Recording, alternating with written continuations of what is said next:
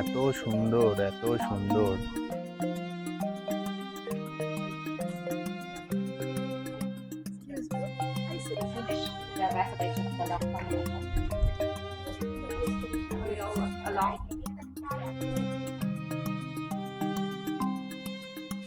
দারুণ। Yes, but only one turn. Because, you know, ও আমরা এগিয়ে চলেছি সিটাডেলের অভ্যন্তরে। আমি রাজা আর আমি খাই ব্যাং ভাজা। জ্যান্ত সব লবস্টার এরা রেখে দিয়েছে। সকালটা ঠিক এই রকম। একটু আগে তো এইসব পাহাড়ের কোলে কোলে মানে পুরো কুয়াশা জমেছিল, হালকা মেঘ টাইপের জমেছিল, দেখতে খুব সুন্দর লাগছিল। কি শান্ত একটা সকাল দেখুন। আজকে 21শে জানুয়ারি 2026 আর আমরা রয়েছি ফোংনাতে। কালকে আমরা ফোংনার বিভিন্ন কেভ ভ্রমণ করেছি। বিভিন্ন বললে ভুল হবে, মানে দুটো কেভ, প্যারাডাইস কেভ আর ফোংনা কেভ আমরা ঘুরেছি, এক্সপ্লোর করেছি। আজকে আমরা ফোংনা থেকে চেক আউট করে বেরিয়ে যাচ্ছি আমাদের হোটেল থেকে, ক্যারামবোলা বাংলো থেকে। আর আজকে চলে যাব দানাং। আর আজকের যাত্রাটা মানে সারা দিনের যাত্রা, মোটামুটি 6-7 ঘন্টার যাত্রা।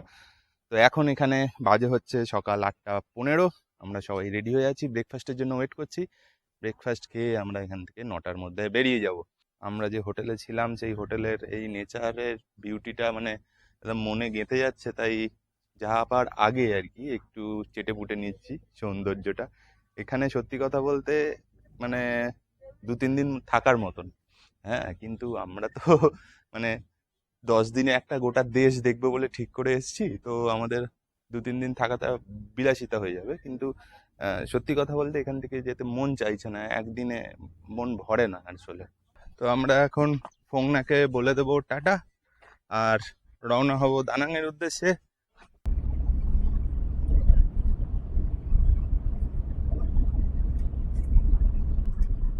মাসিরা রিল্যাক্স করছে লিমোজিনে। খুব কমফোর্টেবল একটা গাড়ি আমাদের। আমরা অলমোস্ট পৌঁছেই গেছি, আর 5 মিনিট দূরত্ব দেখাচ্ছে হিয়েন লুং ব্রিজ থেকে। তো আমরা পৌঁছে গেছি গংলং ব্রিজে। ব্রিজ আমাদের এই সামনেই রয়েছে, ওটাই ব্রিজ। এই যে আমরা হেঁটে ব্রিজের দিকে চলেছি, আর এইখানে হচ্ছে ফ্ল্যাগ টাওয়ার। এইটা ছিল মেন ব্রিজ, কিন্তু এটা এখন মানে পুরোটাই রিনোভেশনের কাজ চলছে, তো ব্রিজটা পুরো বন্ধ। 1954 সালে জেনেভা চুক্তির পর ভিয়েতনামকে সাময়িকভাবে 2 ভাগে ভাগ করা হয়, উত্তর ও দক্ষিণ ভিয়েতনাম। আর সেই বিভাজনের সীমারেখা ছিল বেন হাই নদীর ওপর নির্মিত এই হিয়েন লুং ব্রিজ।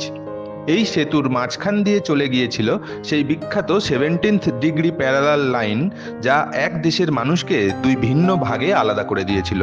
দীর্ঘ 20 বছরেরও বেশি সময় ধরে এই ব্রিজ ছিল বিভাজনের প্রতীক। অবশেষে 1975 সালে ভিয়েতনাম একত্রিত হলে এই সেতু হয়ে ওঠে ঐক্যের প্রতীক। আজকে এখানে পুরোটাই শান্ত এবং নির্লিপ্ত একটা জায়গা হয়ে গেছে, অথচ যুদ্ধের সময় এখানেই মুখোমুখি দাঁড়িয়েছিল 2 যুদ্ধজান পক্ষ। আমরা হেঁটে পেরিয়ে এলাম বেন হাই রিভার, আর এখানে আমরা দেখে নিলাম হিয়েন লুং সেতু, ওই যে। আর সামনে এখানে একটা স্মৃতি মেমোরিয়াল হয়তো রয়েছে, আর আমাদের গাড়ি দাঁড়িয়েছে ওই জায়গাটা করে। তো আজকেও আমাদের সাথে আছে বাউ। গতকালও উনিই ছিলেন, আজকে উনি আমাদেরকে নিয়ে যাচ্ছেন দানাং।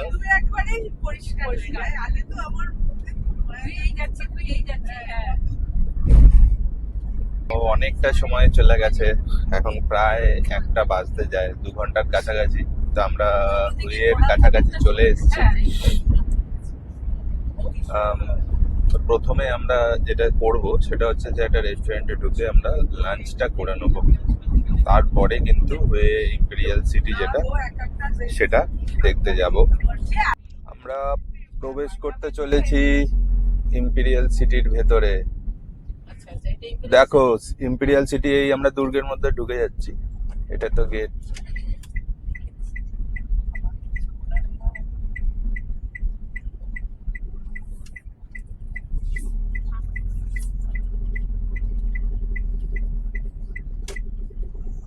দেখুন আমরা, হ্যাঁ, ইম্পেরিয়াল সিটির ভেতরে এই যে দেওয়াল দেখুন, প্রাচীন কালের সেই দেওয়াল।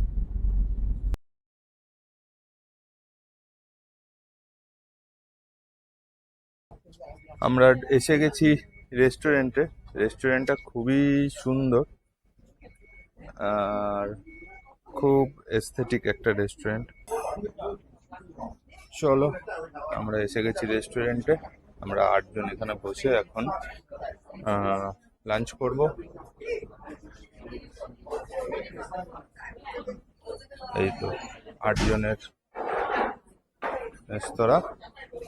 এইখানে খুব পরিষ্কার পরিচ্ছন্ন এবং পুরোটা কাঠের ইন্টেরিয়ার করা রেস্টুরেন্টটা, এবং খুব সুন্দর, মানে চেয়ার টেবিলগুলো একদম অথেন্টিক ভিয়েতনামিজ রেস্টুরেন্ট। সবার খুব ভালো লাগবে, আর আমার তো ভালো লাগছেই, কারণ আমার এগুলো খুব পছন্দ হয়।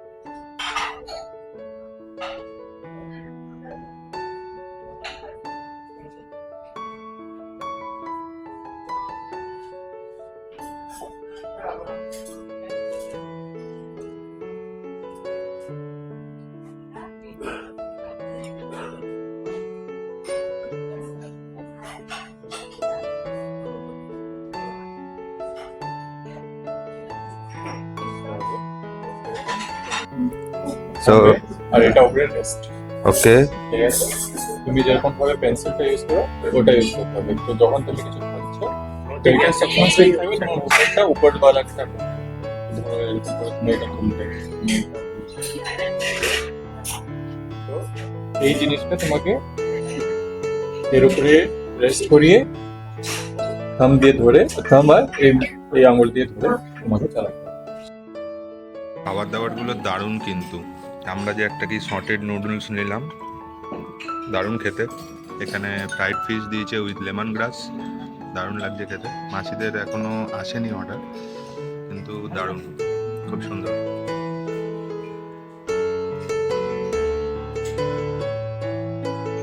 তো আমি প্রথমে ভেবেছিলাম খুব কস্টলি হবে হয়তো, কিন্তু আলটিমেটলি না, খুব একটা কস্টলি না, আমাদের বাজেটের মধ্যেই ছিল। মানে জনপ্রতি 2 লাখ ডং হিসাবে আমাদের খরচা হলো। খাওয়া দাওয়ার পর রওনা দিয়ে দিয়েছি আমরা। আর এবারে আমাদের পরবর্তী গন্তব্য হচ্ছে হুয়ে সিটাডেল। হুয়ে সিটাডেল এখানকার নুগিয়ান রাজাদের পুরনো রাজ পরিবারের যে মানে দুর্গ, সেটাই হুয়ে সিটাডেল, আর আমরা সেদিকেই এগোচ্ছি। আমরা নেমে গেছি গাড়ি থেকে আর এগিয়ে চলেছি সিটাডেলের এন্ট্রি গেটের দিকে।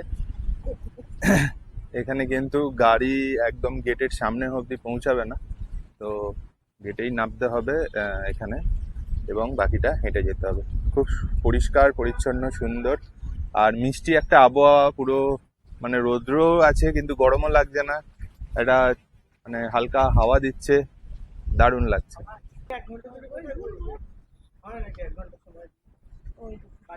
এই যে এখানে হচ্ছে টিকিট কাউন্টার, তো আমরা যাচ্ছি টিকিট কাউন্টার থেকে। The citadel, the place for the king work and live. It was built in 1804, finished in 1932. There are 3 walls. The first 1802 সালে সম্রাট গিয়া লং নুগিয়ান রাজবংশ প্রতিষ্ঠা করেন এবং উত্তর ও দক্ষিণ ভিয়েতনামকে একত্রিত করার উদ্দেশ্যে রাজধানী হ্যানয় থেকে হুয়েতে স্থানান্তরিত করেন। একই সঙ্গে তিনি এই সিটাডেল নির্মাণের কাজও শুরু করেন, যা শেষ হতে প্রায় 30 বছর সময় লাগে। 2 মিটার পুরু ও প্রায় 10 কিলোমিটার দীর্ঘ প্রাচীর, 30 মিটার চওড়া ও 4 মিটার গভীর পরিখা এবং 10টি প্রবেশদ্বার নিয়ে গঠিত এই সিটাডেলটি বিভিন্ন অংশে বিভক্ত। আমরা এখন দাঁড়িয়ে আছি নো মন গেটে, যা ছিল সিটাডেলের প্রধান প্রবেশদ্বার। এই গেটগুলো কোনটার কার কি বললো ভাই? মাঝখানেটা রাজার, হ্যাঁ। এদিকেটা ম্যান্ডারিন মানে আইপিএস অফিসারদের, আর ওদিকেরটা ছিল জেনারেল, মানে জেনারেল বলতে আর্মি জেনারেল। ওকে ওকে, তো এই হচ্ছে এখানে এন্ট্রান্স, 5টা অবধি খোলা। এসো, আমাদের 8জন পরপর চলে আসি। এখানে দেখে আসবে, উঁচু আছে।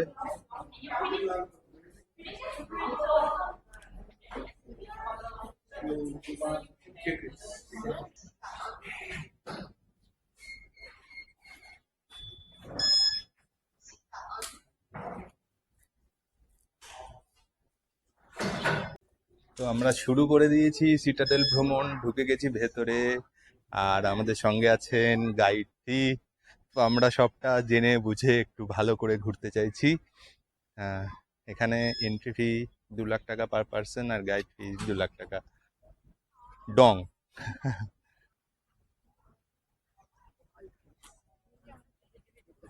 Excuse me. I see everywhere this kind of big, beautiful. অদ্ভুত, কি সুন্দর দেখুন। এটা হচ্ছে থাই হোয়া প্যালেস। এখানেও সব জায়গায় ছবি তুলছে, আর আমরা এই গেট দিয়ে ঢুকলাম, এদিক দিয়ে আর বেরোবো না, এক্সিট গেট কিন্তু অন্য আছে, তো আমাদের গাইড দেখিয়ে দেবে। আর এই আমরা চলে এসেছি থাই হোয়া palace. It's inside and Mandarin must be outside. Okay. Yeah, this is the first rain. Okay. Civil Mandarin on the left, military Mandarin on the right. And in the old day, we don't have the camera lattice. And there is one Mandarin stayed inside of the building. And he repeat louder, louder what the king said.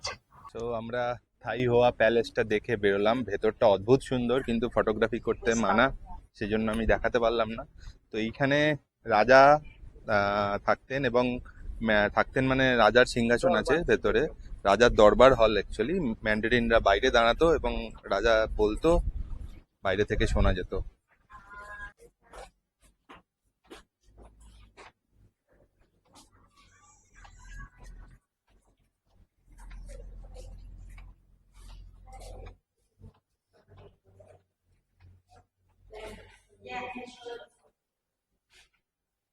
Okay, this is the total site map.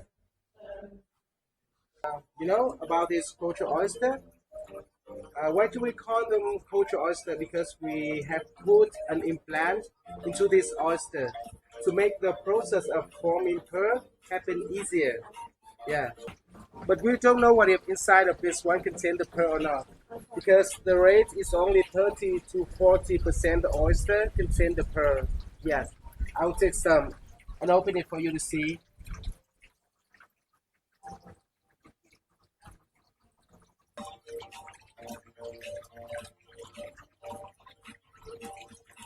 Oh yes, there's a pearl. Yes, but only one pearl.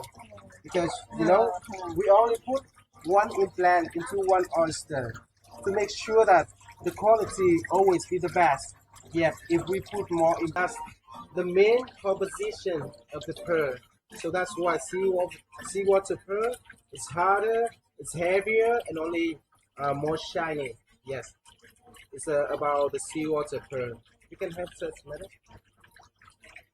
তো এই জন্যেই guide নিতে ভয় লাগে, কারণ guide নিলেই এই main জায়গাগুলোর তুলনায় যত মানে এরকম সেলস জায়গা সেই সব জায়গায় পুশ করে, এবং মাসিদেরকে নিয়ে এরকমই একটা পার্ল শোরুমে নিয়ে চলে এসছে। তো স্বাভাবিক এখানে বাইরের দোকান থেকে দামটা বেশি হবে, কিন্তু যেহেতু এখানে দেখাচ্ছে যে কিভাবে পার্লটা আমরা তৈরি করি, কিভাবে চাষ করি, কিভাবে বার করি, এগুলো যে পুরো ব্রিফিং করছে, তো মানুষের একটা বিশ্বাস হয়ে গেছে যে হ্যাঁ এখানে একটা অথেন্টিক পার্ল আছে। Come there to watch the performance or listen to the royal music, and royal music is recognize the heritage of the world. So together here, I can take for you. Yes. It's very nice here. Nice. Here to finish the restoration from 2006 to 2016 to finish the restoration of the Long Corridor. Along.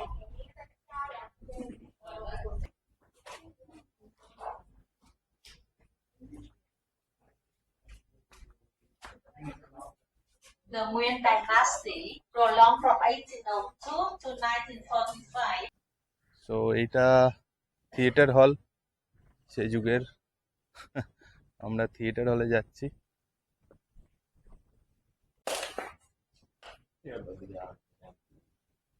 I Oh, tell you first, and after that you set up the shows later.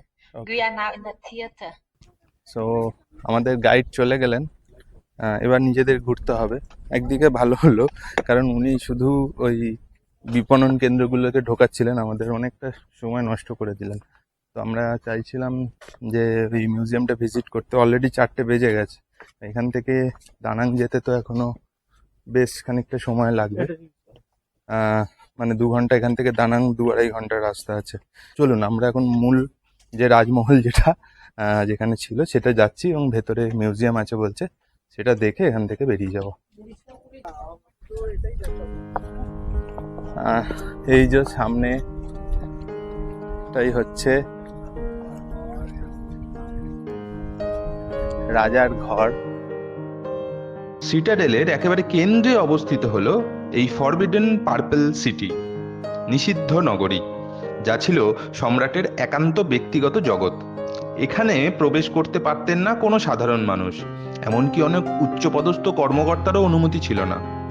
শুধুমাত্র সম্রাট ও তার পরিবার এবং কিছু নির্দিষ্ট দাসদাসী এই নিষিদ্ধ নগরীতে প্রবেশ করতে পারত। ভিয়েতনাম যুদ্ধে হুয়ে সিটাডেলের অনেক ঐতিহাসিক স্থাপনা ধ্বংস হয়ে যায়, বিশেষ করে এই ফরবিডেন পার্পল সিটি। তবুও ইতিহাসকে কখনো মুছে ফেলা যায় না। ধীরে ধীরে পুনর্নির্মাণের মাধ্যমে তার পুরনো গৌরব ফিরে পেয়েছে এই হুয়ে সিটাডেল। আমরা ঢুকে গেছি রয়্যাল প্যালেসের ভেতরে, আর এখানে সমস্ত রাজ পরিবারের ব্যবহৃত জিনিসপত্র দিয়ে সাজানো মিউজিয়াম। একটা গ্র্যান্ড ব্যাপার। থালা বাসন,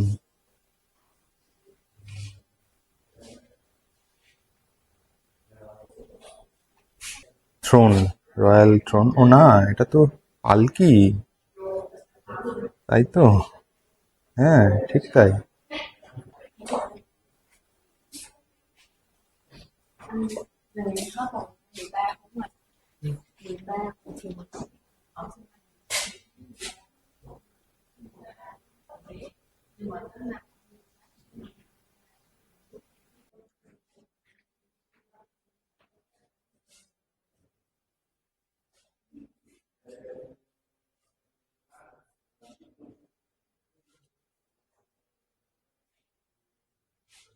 দারুণ।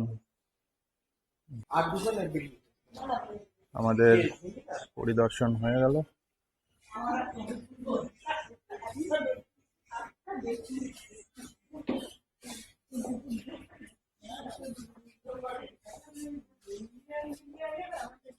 হুয়ে সিটাডেল ভ্রমণ আমাদের হয়ে গেল। একটু তাড়াহুড়ো করে হলো, কিন্তু আর তো উপায় নেই। তাও আমরা গাইড নিয়ে যথেষ্ট মানে একটু হলেও জেনেছি, বুঝেছি। আর এইবারে আমরা আবার চলে যাব গাড়িতে এবং রওনা দেবো দানাং এর উদ্দেশ্যে। আমার ক্যামেরার ব্যাটারিও ফুরিয়ে গেছে, আমাকে ব্যাটারিও চেঞ্জ করতে হবে। আর এখান থেকে দানাং, এখন 4:30 বাজে। আমরা যদি 5টাতেও রওনা দিই, দানাং ঢুকতে ঢুকতে 7টা, 7:30 বেজে যাবে। এখানে রাস্তায় দেখছি মানে ট্রাফিক সিগন্যাল গুলোতে, মানে যখন গ্রিন সিগন্যাল থাকছে শেষ 5 সেকেন্ড আগেই গাড়িরা স্লো হয়ে যাচ্ছে। মানে ইয়েলো সিগন্যালের আগেই গ্রিন সিগন্যাল শেষ 5 সেকেন্ড, সেখানেই গাড়ি স্লো হয়ে স্টপ হয়ে যাচ্ছে। ভাবা যায়। আর আমাদের ওখানে তো ইয়েলো হয়ে যতক্ষণ না লাল হচ্ছে ততক্ষণ তারা ফুল স্পিডে গাড়ি চালাবে। হচ্ছে হুয়ে সিটি।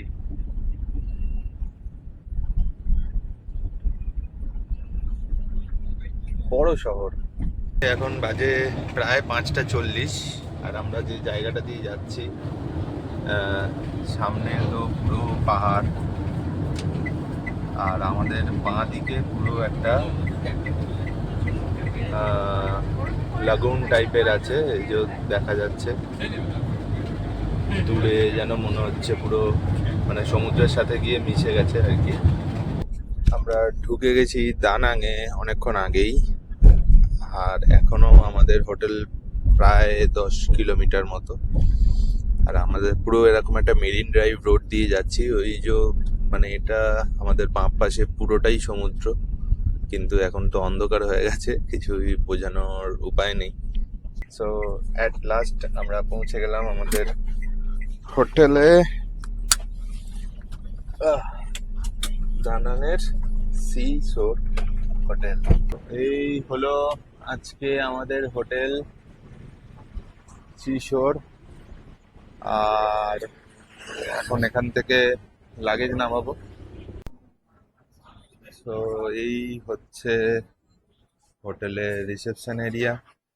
এখানে আমরা সবাই ওয়েট করছি রুম অ্যালটমেন্টের জন্য। আর এই হচ্ছে লাগেজ উঠে গেছে গাড়িতে, লাগেজ যাওয়ার গাড়িতে। আর এই হচ্ছে আমাদের রিসেপশন এরিয়া। আমরা আমাদের সব পাসপোর্ট গুলো দিয়ে দিয়েছি। Hello hello. সো একটা রুম ট্যুর দিয়ে দিই আপনাদের। এই হচ্ছে আমাদের রুম 403। আর এখানে একটা টুইন বেডরুম এটা। আর সব থেকে বড় যেটা অ্যাট্রাকশন রুমের, এই দেখুন, এই হচ্ছে ব্যালকানি। আর ব্যালকানি থেকে কালকে দিনের বেলায় আপনাদের দেখাবো পুরো সমুদ্রের সামনে অসাধারণ সুন্দর একটা ভিউ এখান থেকে পাওয়া যাবে। দারুণ, যথেষ্ট স্পেসিয়াস রুম। আর এই হচ্ছে রুমের টয়লেট এরিয়া। এখানে ড্রাই জোন, এটা ওয়েট জোন। এখানে হাত ধোয়ার জায়গা, নিচে টাওয়াল টাওয়াল সবই দিয়েছে। হোটেলে ঢুকে সবার মন পুরো খুশ, এত সুন্দর ভিউ, এত সুন্দর ভিউ। আর আমরা যে হোটেলটা রেখেছি এটা কিন্তু 4 স্টার হোটেল। আর মানে টোটাল 14 তলা হোটেল, মানে একদম টপ ফ্লোরে আমরা গেলাম। সেখান থেকে তো পুরো শহরটা পেছনে দেখা যাচ্ছে, প্লাস সামনে সমুদ্রটা। একটা অসাম লাগছে রাত্রিবেলা। যেহেতু আমার ক্যামেরা সেই লেভেলের না, নাহলে রাত্রের সিনারিটা আমি আরো ভালো করে দেখাতে পারতাম। আর প্রত্যেকটা রুম যেগুলো দিয়েছে একদম এ ক্লাস, টপ ক্লাস রুম। সবকটা রুমেই ব্যালকনি আছে, এবং ব্যালকনি থেকে C view, Ocean view room দিয়েছে আমাদের। মানে আমরা সেভাবেই ব্যবস্থা করেছি গেস্টদের জন্য। তো সবাই চুটিয়ে মজা করবে, চুটিয়ে এনজয় করবে, আর উপভোগ করবে এই দানাঙে মিখে বিচের সৌন্দর্য। তো আমরা এখন খেতে বেরিয়েছি, রাত্রে হাঁটতে বেরিয়েছি, আর একটু নেবারহুডটা দেখতে বেরিয়েছি। আমি, শাওন আর ঝিনি, আমরা 4 জন এখন একটু হেঁটে হেঁটে দেখবো। তো আমরা এখানে একটা সি ফুড রেস্তোরাঁয় ঢুকেছি। এখানে মানে সব জ্যান্ত ওয়েস্টার, প্রন, টাইগার প্রন, তারপরে কি বলে ওটাকে, বড় বড় কাঁকড়া সবই রয়েছে। তো এখানে সব জ্যান্ত, মানে আপনারা যেভাবে বলবেন ওরা যেটা চুজ করবেন সেটা ধরে ওরা মানে দেবে আর কি। ধরে দেবে মানে ধরে রান্না করে দেবে, কিন্তু দাম অনেক। বুঝতে পারছি না যে দামটা রয়েছে সেটা কি হিসাবে রয়েছে, পার প্লেট হিসাবে না পার কেজি হিসাবে, সেটাও বুঝতে পারছি না। আপনাদের দেখাচ্ছি কি কি রয়েছে এখানে। কত রকমের ওয়েস্টার আছে দেখুন খাওয়ার জন্য।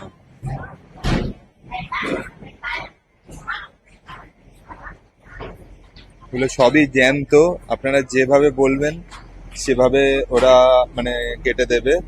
এখানে দেখুন দামটা লেখা আছে। জ্যান্ত সব লবস্টার এরা রেখে দিয়েছে, দেখুন লবস্টার। আর এটা কি মাছ জানি না। এখানে আছে অয়েস্টার, শর্ট ফিশ আছে, এগুলো ভুলে গেছি। স্কুইড আছে ভর্তি, স্কুইড। তারপরে শঙ্কর মাছ আছে। কোনটা খেতে চাস?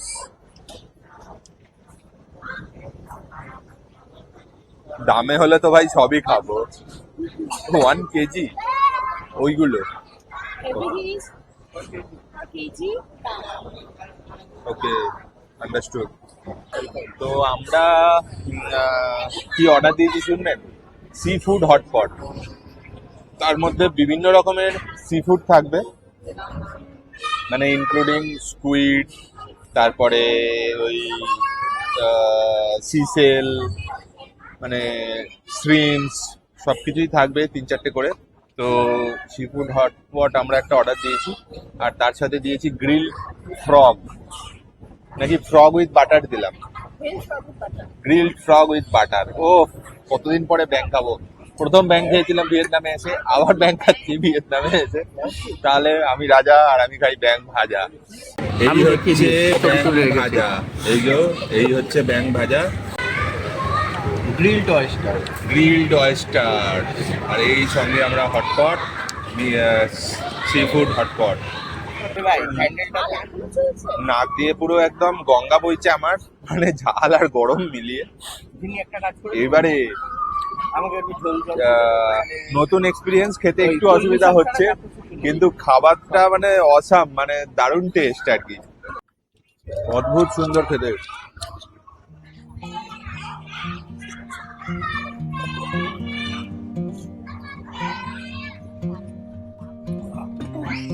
আমাদের ডিনার হলো কমপ্লিট। শাওন ওখানে 1000 টাকা টিপস দিয়েছে, 1000 ডং, যেটা ভারতীয় মুদ্রায় হয় 3 টাকা 50 পয়সা। সেটা দিয়েও দাঁত বার করছে, অসভ্য কোথাকার।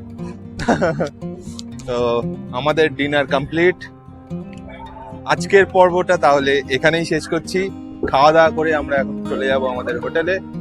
তার আগে অবশ্যই একটু পানীয় জল কিনতে হবে, কারণ হোটেলে জলগুলো অনেক দাম। তো আপনারা আজকে পর্বটা কেমন উপভোগ করলেন অবশ্যই কমেন্টে জানাবেন। ভিডিও ভালো লাগলে অবশ্যই like, comment, share and subscribe করবেন, লোকজনকে জানাবেন ভোকারটার কথা। আর আবার দেখা হবে আগামী পর্বে। আগামী পর্বে মানে কালকের পর্ব। তো কালকের পর্বে আমরা ঘুরে দেখবো দানাং এর মেইন অ্যাট্রাকশন বানা হিলস, আর তারপরে যাব হইয়ান অ্যানসিয়েন্ট টাউনে। কালকে সমস্ত অভিজ্ঞতা তুলে ধরবো ভিডিওতে পরবর্তী পর্বে। আপনারা অবশ্যই দেখতে থাকবেন ভোকাট্টা ভ্রমণ পরিবারের এই ট্রাভেল ব্লগ চ্যানেলটি। আপাতত আজকে শুভরাত্রি ভিয়েতনাম থেকে। আপনারা অবশ্যই সুস্থ থাকবেন, ভালো থাকবেন এবং ভ্রমণে থাকবেন। দেখা হচ্ছে আগামী পর্বে।